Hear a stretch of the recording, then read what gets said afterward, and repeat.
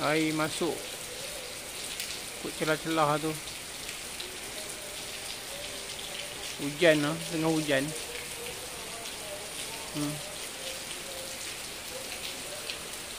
Air masuk kan, nampak?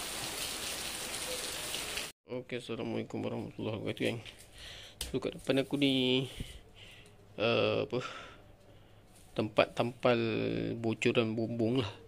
So aku nak pergi check dekat kat bumbung aku tu. Bila hujan dia leaking. So kita akan cubalah, kita tengok dulu. So aku nak naik atas bumbung, kita check dulu. Alright. Okay.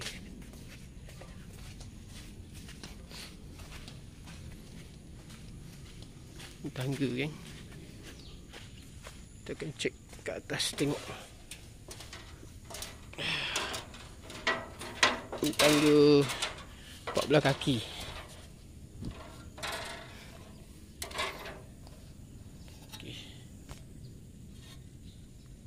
Okey. Punca dia dekat sini. Dekat sini. Air masuk ke sini. Sebab ni dah silikon dah kembang. Tu dia. Ni pun salah satu punca kat ni. Dia retak. Ni nampak ni. Dia retak-retak ni. Jom kita tengok cukup ke tak cukup. Jom. Kena turun dulu lah, ambil. Sebab sekarang musim hujan, dia air masuk kat sini, celah tu. Okay, aku akan turun dulu ambil barang. Flashy burger. Abang, flashy burger. Ya. No, this is a sign. Sign. Ya, sign. Balloon. Okay, now sorry we close. Please come again. Adik, cepat adik. Mama nak pergi motor one tu, cepat. Sorry. Cepat. Dia nak apa? I don't know. This is some sign. Close and open.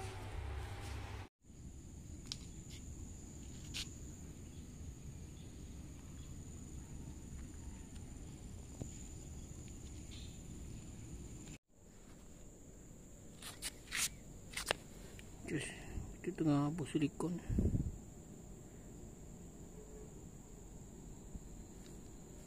Sampai sana, sampai ujung sana. Bau dia kuat sikit.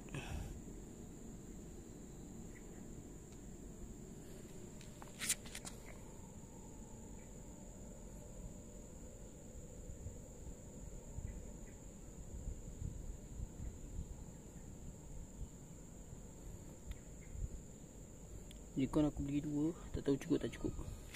Tak cukup dia kita tambah. Okey, nak siap tampal. Guna satu je silikon.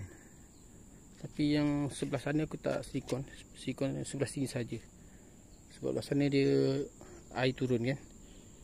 So sebelah sana aku cuma silikon bahagian ujung ni je. Takut air masuk sebab dia luas. Yang belah sana sebab dia rapat, tak payah untuk apa kot. Tapi ada kalau kata dia masuk nanti ada satu lagi lah. Tapi aku biarkan dulu, guna satu dulu. Kita tengok nanti hasil dia macam mana. Tapi rasa macam ni pun dah okey kot. Sebab dia atas dah tutup, belah sana air mengalir. InsyaAllah okey kot. Nantilah kita tengok hujan. Kalau hujan ni kita akan nampak lah hasil dia nanti. Alright, jom.